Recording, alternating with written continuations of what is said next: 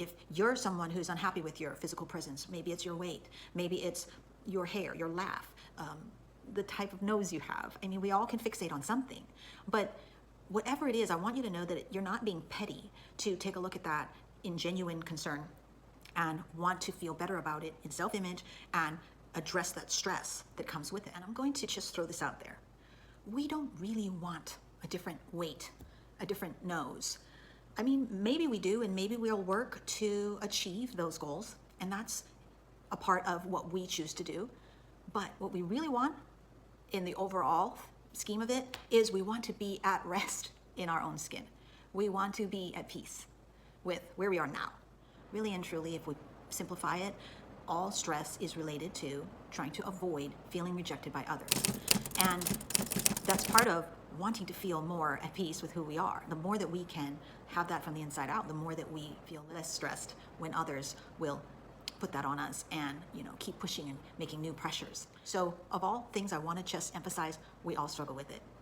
It's okay, and it's definitely normal. I think even for those full of faith and full of already having a sense of who they are in the life that they're living and the spirit that they honor, I just think that it's still going to be the questions that we're going to want to actually have a talk about. To me, the biggest question I have at that point is a fear of I'm not beautiful or strong enough to be acknowledged and accepted, recognized and appreciated as I am. We actually withhold that from ourselves first and foremost. And that's a struggle that is a part of pivoting that perspective and trying to settle into a greater sense of emotional health.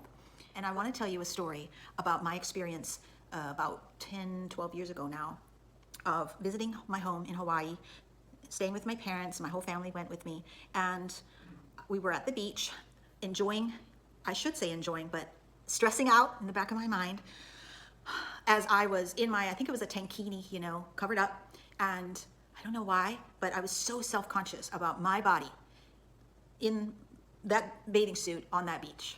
So aware of that. And I'm so thankful that I happened to look over and notice these groups of Polynesian girls, local girls, maybe they weren't all Polynesian, but gorgeous tanned brown skin, wearing bikinis, the whole belly showing, and laughing and joyful and totally at peace, it seemed, with themselves. And having been living on the mainland for quite a while by then, I really looked at my own way of thinking, and I realized that for me, I had taken upon myself this feeling of, no, when I have the shape that I feel approving of, then, maybe I'll finally wear a bikini again. But, no, I'm going to cover all this up. And it was so great to see these women totally joyfully taking up space just as they were. Maybe it's cultural because that culture does have bigger women and they have soft curves and they don't mind to just embrace that. Whatever the case may be, it was enlightening for me at that time. I was holding myself back from taking up space in a fullness that I kind of wanted, but I certainly wasn't about to do by wearing a bikini. But you know what I did? I decided, I don't know how and why, I decided I wanted to get a belly button ring. One of the things about me was my belly button always sags over, and it was a part of having 4 kids and, the change in my appearance. And it was never like a cute belly button anymore. It was always this weird, deformed looking thing. And for some reason, my mind thought, I'm going to celebrate myself. I'm going to celebrate and beautify an aspect of myself that for me was unsightly and I didn't want anybody to see.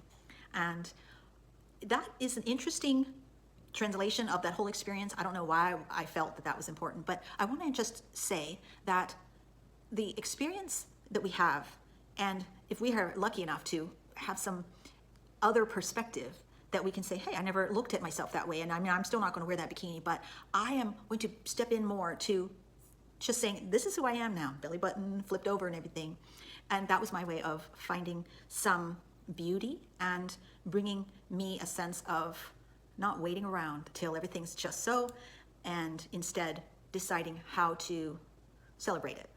So it's always our own experience and journey when it comes to feeling more at rest with who we are, with how we present in this experience. If we want to change that, there are so many resources, right? That's all good.